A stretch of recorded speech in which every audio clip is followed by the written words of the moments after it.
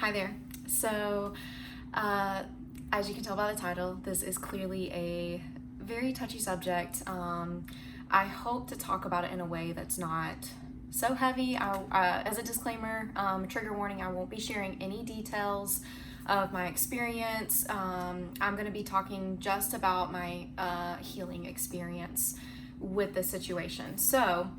And I think I'm going to do a couple parts or a series of this. This is going to be more of an intro, an overall perspective shift, maybe, and maybe a little bit of harsh truths. Just from my experience, this has been what has been so helpful to me in healing from childhood sexual abuse. So, and because it follows you into adulthood, those of you who it's happened to, you know how heavily it stays with you and how strongly it sits with you even into adulthood. So, and again, I also said I was going to cry this video. We'll see if I make it through without crying.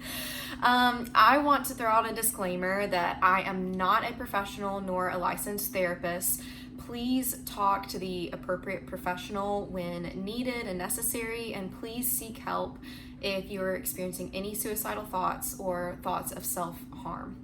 Also, use common sense before making any lifestyle changes or before implementing anything that I talk about in this video. Also, I have some notes, so if I keep looking down, that's what I'm looking at because I want to make sure I get everything said that I want to say. And I this is very vulnerable for me. This is a very hard video for me to make. I've put it off for a while. I feel like this has been something in my heart for a long time, and even like I felt like the Lord say, like, this is the week you need to do this. You need to film it, sit down, do it. I've given you everything that you need to say. And so I'm doing it. And I literally had like an actual attack like from the enemy, like trying to get this out here today. Like something pretty major happened where I just was like, oh my gosh, like I can't do this. Like, who am I to do this? Who am I to like bring up the things that like happened in my family? I had a person who was really just attacking like the things that I've been sharing online recently. And so please be gentle.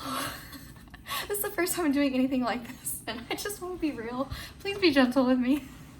This is like a scary thing for me to do, but this is something that has really plagued me in a lot of ways, and so I want to put this out there to try to be helpful because I haven't necessarily found the most like freedom or liberation through things that are out there on this topic. And I have I started going to therapy recently. I have the most absolutely fantastic therapist in the whole wide world, but I feel like talk therapy is just not enough. Like I feel like you need to do a few extra things, and there's daily practices that have been really helpful for me. So I hope to get into all of that in this video series. Again, this is part 1, and I wanted to do this here on YouTube because it just felt like a safer space. Instagram just seems kind of, I don't know, and Instagram's very short term or like short range videos and clips. I wanted this to feel like we were girlfriends on a FaceTime call, sitting down and having a conversation, a chat together. I wanted this to feel intimate. I didn't want to feel pressured. Like, this is probably going to be a super long video. And if you're here for it, great. If not, then go ahead and turn it off now. But I do think that what I talk about here isn't necessarily just to be applied to childhood sexual abuse or trauma. I think this can be applied to any area of trauma, any area of PTSD. So I think that if you're watching this and you haven't necessarily directly experienced childhood sexual trauma, but you've experienced other forms of trauma, this is still helpful information, helpful tools, hopefully for you at your disposal. So today I want to talk about, I guess, a perspective shift when it comes to addressing trauma, healing from it. Specifically with this is, and this is like where I feel like the harsh truth kind of comes in. It was harsh for me to learn this, to get past this, but really implementing this perspective has been what's changed more than anything has in the past for me. And this is what really ignited my healing journey over the past like 2 years. Besides becoming a mom, like that just kind of brought up all these things again. But my number one advice in dealing with PTSD, trauma journeys, things like that, is to stop outsourcing. Outsourcing your healing to other people, trusting other experts for your healing journey and to fix you, to make you better, to help you get past this. No one is an expert on your body and your experience like you are. You are the expert on your body. You are the expert on your trauma. You are the one who has lived with it every day for however long it has been. Starting to cry. I'm so sorry. I hope that this is like light enough for you that like maybe you kind of like laugh too. Like if you've been through trauma, I feel like you have to have some humor with it, because it's just like, how else do you deal with it, or like how else do you kind of continue to talk about it? And again, like I said, I feel like I really have moved past this a good bit, but it's like I'm sharing how I've healed from this, but I'm also still on my healing journey. I don't think any of us are completely going to get off that train ever in this lifetime. So I'm like in the thick of it. I'm not really, I wouldn't say I'm totally healed, but like I'm genuinely so much better, and I'm at a place where I can really engage with life so much more. Especially too when my triggers come up, they're not quite as triggering when flashbacks come back. It really just doesn't feel the same weight in my body. I don't feel the same tension in my body when triggers come up. But back to what I was talking about, and back to the point, is stop outsourcing, stop looking to other people to heal you, to fix you. It is so important to tune into your own body, to go inward, go into your own thoughts, go to like a really deep place with yourself. And that's like where I feel like you find the most healing. Like I fully believe healing comes from God. Healing comes from Jesus, the one true God. And my Christian journey has really been, when I first became a Christian and I had this thing, childhood sexual trauma, this thing that I was dealing with, this thing that I was carrying around. I first got saved. I thought, oh, well, to be a good Christian, to share the gospel, I have to be totally healed from this thing instantaneously, and I have to buy into that story. So that's what I told people, and that's how I tried to carry it out. But the truth was, like, I had so much more healing to do, so much more to go through on my journey, and it was really challenging to try to deal with that, so buried, and where I would just try to stuff it down. And even like my words and the language I used, talking over and over again to people when I shared my testimony that, oh, this is a thing I'm totally healed from. Jesus totally healed me from it. And like, he absolutely healed me from it in terms of the consequence of the sin. Even I'm not saying it was something that I did or I committed, but like the effects of it on me in an eternal perspective and a spiritual perspective, we're healed, but in a physical, practical, I don't know if I'm making much sense with this, but really in a practical way, I had to do a lot of work to get past this, to truly move on from it, because a lot of it is really, a lot of trauma, a lot of PTSD is really stored in your body. It's stored, and your body like doesn't let you forget. It keeps the memories there. You have stored trauma in your body, you have it in your mind. Think about whenever you have a trigger or reaction, something that brings up those memories for you, or even if you're not thinking of an actual memory, something will happen in your body, even though it's not a fight or flight experience, tenses up. You either freeze or you get into like a fight or flight state, experiencing intense rage, just experiencing all kinds of sensations in your body, ranging from numbness to tingling. And a lot of people, I think, I even fell into this, that's anxiety. I didn't really think of it being PTSD. And also, I might not use the right terminology in any of these videos, so please just glare over that if I'm not using the correct words. But PTSD is definitely a correct term for what I was experiencing. But yeah, you have to stop looking to other people to fix you. It absolutely sucks what happened to you. It is so not fair. It so sucks, but it is your responsibility to continue to live your life, to figure out ways to continue to live your life. And it is your responsibility to get past this.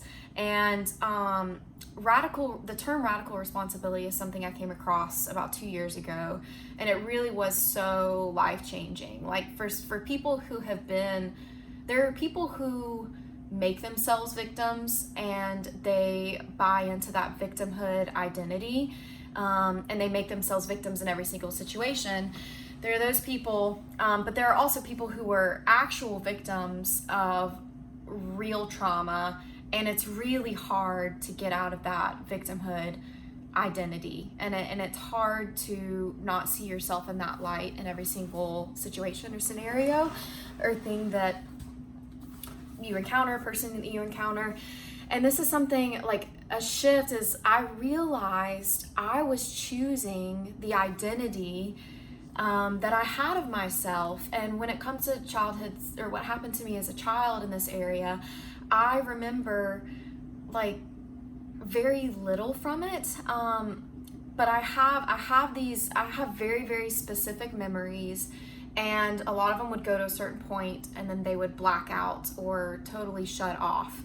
But like I absolutely knew that I knew some things that happened. I didn't know all the things that happened. Those memories actually came back later as I started healing, and I had more intense like flashbacks and PTSD than I ever had. But I had probably like anywhere from like I probably had like 5 very strong, vivid core memories of something that happened, and these were flashbacks that were like haunting to me. They would come to me in dreams. They would come to me in situations where I would get triggered, but it kind of became this thing where it was almost like a cloud over me everywhere I went, where it was this identity of this thing that happened to me. This is who I am. It went beyond just something that happened to me. It was, this is who I am. This is my identity. I am someone that this happened to. And having that perspective was really heavy. Like when I think about like the Lord's burdens, like his burden is easy, his yoke is light. When he says, come to me so that I can give you rest, he really means that. And what Jesus offers us is a completely different, identity. And it really is true, and he really is so, so good. And what that means is all your other old identities that you carried, that's like the healing that happens, is you are no longer that person. You're no longer tied down by that identity. That identity no longer dictates or controls your life. That is the reality of the gospel. That being said, there's still a lot that comes with, like I said earlier, healing. But I realized that I was choosing my identity, and it got to the point where it was almost like anytime I met a new person, anytime I went into a new environment, got a new job, whatever it is, I would have this moment of like holding my breath, like, oh my gosh, like, did they know this about me? Are they going to find this out about me? Is this something I need to, like, I just thought about it constantly. It was always on my mind. It was something that I was always carrying in my body, especially meeting almost any adult male. I immediately would just kind of have this tension reaction. And also, please, I want to be clear and put the disclaimer out. I forgot to say this. I need to say this. This was not my parents. This was not my mom. This was not my dad. This was not anyone in my close immediate family. So please don't make any assumptions. This is an extended family member that I saw pretty regularly when I was a child and absolutely have no contact with anymore. I should have put that in the beginning of the video. So if you cut off, oh well, it's too late now. but yeah, in meeting anyone new, I would just buy into like, this is who I am, and it consumed my thoughts, it consumed my body. And I realized I'm choosing this identity. I am choosing to have these reactions. I have to take radical responsibility of my life. It is my responsibility completely to dive into this and face this head on, deal with it and remove it, because it was just becoming, like I said, all consuming. It was too much, and it was preventing me in a lot of ways from living life and experiencing it to the fullest.